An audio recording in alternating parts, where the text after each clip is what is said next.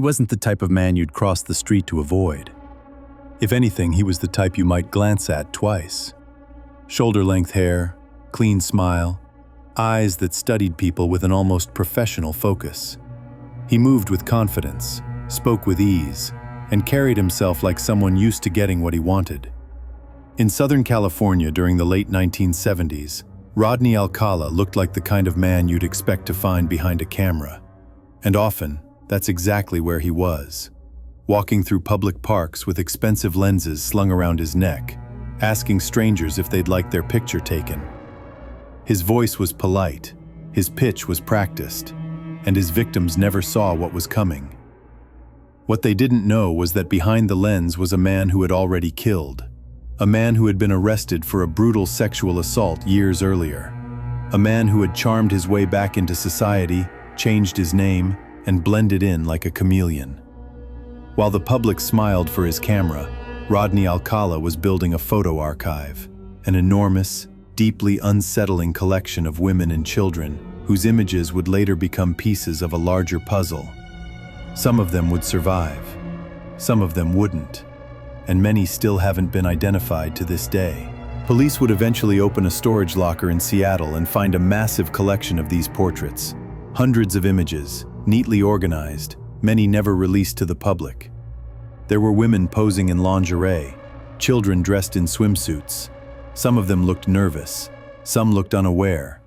Some stared directly into the camera with a strange, frozen half-smile, like they weren't sure if what was happening was a joke. What bound them all together was the photographer, the man standing just out of frame, the man who convinced them to stand still for just one more shot. Alcala's story doesn't begin with those photographs, but they're the clearest window into his psychology. He didn't just kill, he documented, he observed, he studied. Some believe he used the camera to control the moment, to capture vulnerability the way most people capture beauty. Others believe the photos were trophies, evidence of how easily he could manipulate the world around him. In truth, no one really knows how many people he killed. Some say 8, others say it could be over 100. He never confessed, never explained. The Dating Game aired on September 13, 1978. It was a lighthearted show, built on flirtation and awkward one-liners. That night, Cheryl Bradshaw, a young, bubbly actress, sat on one side of a partition and asked questions to 3 eligible bachelors she couldn't see. On the other side of the wall sat Rodney Alcala, contestant number 1. He introduced himself as a successful photographer, joked about being a banana that someone should peel, and played up the kind of artificial charm that gets lost in the crowd of a TV studio. The audience laughed. The host smiled. No one had any idea that the man in the first seat was already a serial predator. Cheryl chose him, bachelor number 1. But after the show ended and cameras stopped rolling, she backed out of the date. She later told producers something about him felt wrong, creepy, unsettling. She couldn't explain it. She just knew. That instinct may have saved her life.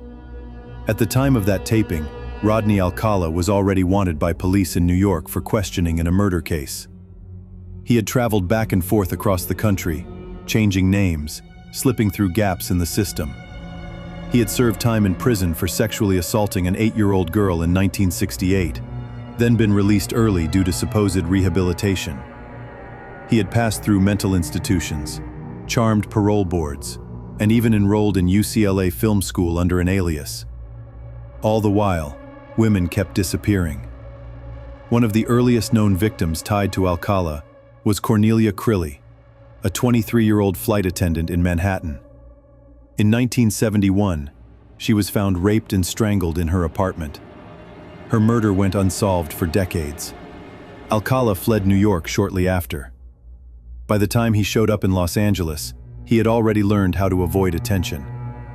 He used his photography as bait, approaching women on the beach, in coffee shops, at shopping malls. Some of them reported feeling uneasy and walked away. Others didn't. Among the victims later linked to him were 18-year-old Jill Barkham, 27-year-old Georgia Wickstead, and 12-year-old Robin Samso. Each was found dead under disturbing circumstances. Some were strangled, others beaten. Some showed signs of having been posed post-mortem. But even after his arrest for Robin Samso's murder in 1979, the depth of his crimes wouldn't be fully understood for years. Evidence kept surfacing. More photos, more remains, more unanswered questions. And always, at the center of it, was that same image. A man behind the camera, calm, smiling, and in complete control. Rodney Alcala's arrest in 1979 for the murder of 12-year-old Robin Samso marked the first time authorities began to fully grasp the scope of what they were dealing with. Robin had been on her way to ballet class when she vanished. Her body was found weeks later in a remote area of the Angeles National Forest, badly decomposed, and posed in a way that made investigators suspect ritualistic behavior. Witnesses came forward saying a strange man with a camera had approached Robin and a friend on the beach earlier that day, offering to take their pictures. When detectives showed them a photo of Alcala, they identified him immediately. The evidence was enough to bring him in, but the case was far from over. Alcala, as it turned out, had been arrested multiple times before. He had spent years manipulating the justice system, pleading down charges, avoiding lengthy prison sentences, and convincing therapists that he was improving. In 1971, while still on parole for the sexual assault of an 8-year-old girl, he was hired as a typesetter for the Los Angeles Times. He used that job and the stability it implied to avoid scrutiny. During that same period, women were disappearing across California. Jill Barcomb's body was found posed and brutalized in the Hollywood Hills. Georgia Wickstead was found dead in her own apartment. Christine Thornton, a pregnant woman traveling cross-country, was murdered and dumped in Wyoming, her body left unidentified for over 3 decades. It wasn't until DNA from one of Alcala's old crime scenes matched remains found in a remote field that her case was finally connected to him. Investigators now believe that between 1971 and 1979, Rodney Alcala was operating as a fully mobile serial killer, using photography as his access point and charm as his shield. He would befriend his victims, lure them to isolated areas, or invite them to his apartment. What happened next was methodical, controlled, often prolonged. Police began to suspect that some of his victims were strangled into unconsciousness and then revived, only to be assaulted again. That level of sadism wasn't just rare, it was chilling. It suggested someone who wasn't just impulsive or violent, but someone who took his time. Someone who rehearsed the moment in his mind before acting it out. And someone who was, at every step, confident he wouldn't be caught. The more investigators looked, the more questions surfaced. After his conviction for Robin Samso's murder, law enforcement agencies across the country began reviewing cold cases with fresh eyes. It became clear that Alcala had not been operating in isolation. His timeline was messy, but his movements were traceable. He had traveled between California, New York, Texas, and even Mexico. His aliases were numerous, his behavior unpredictable. But one thing remained consistent. Wherever he went, someone seemed to vanish. As detectives from multiple states began comparing notes, the trail of unsolved murders started to align in ways that were hard to ignore. The posing of the victims, the binding, the use of blunt force followed by strangulation, and the presence, either literal or symbolic, of a camera. It was the unifying thread in nearly every case, even when hard evidence was lacking. Alcala didn't just kill. He staged his scenes. He paused, adjusted, observed, as if he was curating something. In 2003, a cold case unit revisited the Cruelty murder in New York and sent DNA samples through updated systems. Rodney Alcala's profile matched. It had taken over 30 years to connect him to that one victim, one of the earliest known. By the time they did, he had already been in prison for decades. But what truly broke open the full scope of his crimes was not a fingerprint or a single confession. It was a storage locker. In 2010, investigators opened a unit in Seattle registered to Alcala under one of his old aliases. Inside, they found a massive collection of personal items, film reels, and most chillingly, hundreds of photographs. Carefully arranged, categorized. Some were printed, others still undeveloped. The subjects varied, women of different ages and backgrounds, teenagers, children, many of them smiling awkwardly or looking off camera. Some appeared posed, others looked like they didn't know the photo was being taken at all. Authorities released portions of the collection to the public, hoping someone might identify the people in the images. A few came forward. Some were survivors who remembered the strange man with the camera and barely escaped. Others were family members, recognizing a lost loved one in a decades-old photograph. But most of the faces in those images remain a mystery, silent, unnamed, suspended in time between exposure and erasure. Alcala never explained the photos. He never claimed or denied any of the people in them. He just sat in court, stone-faced, while the images played across evidence monitors. Some victims were matched to dates when he was confirmed to be in the area. Others couldn't be placed at all. That collection became a gallery of the unknown, his silent record of something only he understood. By the time Rodney Alcala went to trial for a second time in 2010, the world had changed. DNA technology had advanced. Public interest in serial killers had shifted into spectacle, and Alcala, ever obsessed with controlling the narrative, decided to represent himself. It wasn't a legal strategy. It was theater. He stood before the court and spoke in two voices, his own, and a bizarre falsetto meant to mimic an imagined dialogue between himself and a witness. The exchange was unnerving, surreal, as if he were staging a performance instead of defending a murder charge. Throughout the trial, he cross-examined witnesses, including the mothers of his victims. He smiled. He joked. He repeated questions as if rehearsing lines. At one point, he played a portion of Arlo Guthrie's Alice's Restaurant as part of his closing argument. No one knew why. There was no point being made. Just the eerie, rambling lyrics of a song about absurdity, playing in a courtroom surrounded by the families of murdered children. It felt like mockery, or madness, or both. The jury took 2 days to return a verdict. Guilty on all counts. 5 murders, including that of 12-year-old Robin Samso. He was sentenced to death. But the trial had done more than seal his fate. It had revealed a deeper layer of discomfort. Because Rodney Alcala wasn't just a killer.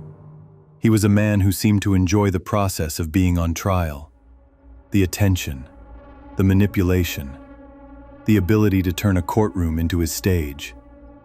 Psychologists and reporters alike began to describe him in more clinical terms. Narcissistic, sadistic, controlling. Not insane, just cruel. Even after his conviction, the investigation didn't stop. In 2011, New York authorities charged him with 2 more murders, Cornelia Crilly and Ellen Hover. The DNA matched. The timelines aligned. He pleaded guilty in 2013. Each confession dragged more of his past into the light. Each new charge raised the same haunting question. How many others were there? Law enforcement still couldn't answer that. The photo archive remained incomplete. Dozens of faces in those boxes still lacked names, stories, or closure. Some families held out hope. Others didn't want to know. And Alcala? He never said another word about them. He remained in prison, alone, awaiting a death sentence that would never be carried out.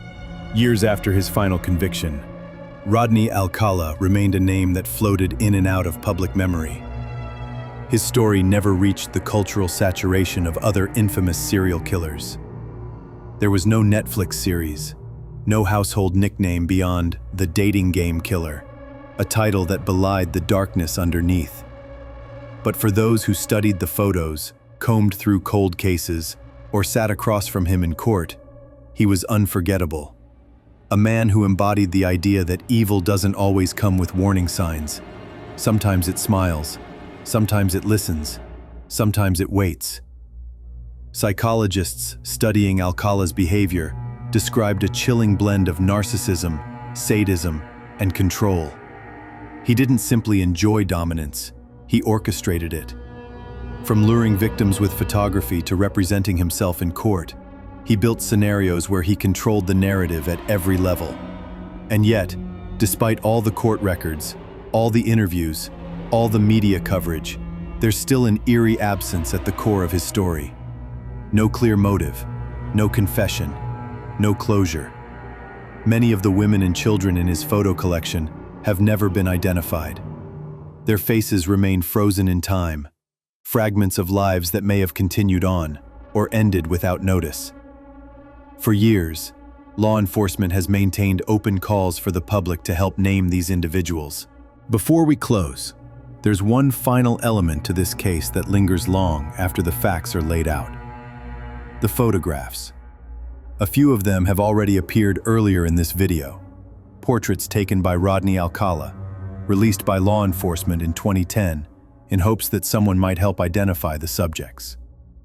They were pulled from his personal storage unit and later archived by NBC and other outlets. Most are not confirmed victims. Some individuals have since come forward.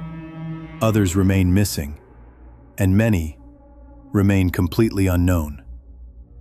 We're including a handful here because they are part of the story. They are pieces of a truth that was never fully uncovered. Faces that might still belong to survivors, or to names that history forgot. If you want to view the full gallery, a link is in the video description. Even now, after all these years, authorities are still hoping someone, somewhere, might recognize one of them. It's unlikely, but silence helps no one. Rodney Alcala died without revealing his full story. What he left behind was a fractured trail of evidence, a collection of faces, and a shadow that still hangs over dozens of unsolved cases. His crimes were horrifying, but what's worse is the uncertainty that follows them. The unanswered questions, the missing names, and the possibility that the list is far from complete. Thank you for watching, and for listening. If you want more stories like this, make sure to subscribe. There's always another case on the way. And remember, sometimes the silence between heartbeats says more than the pulse itself.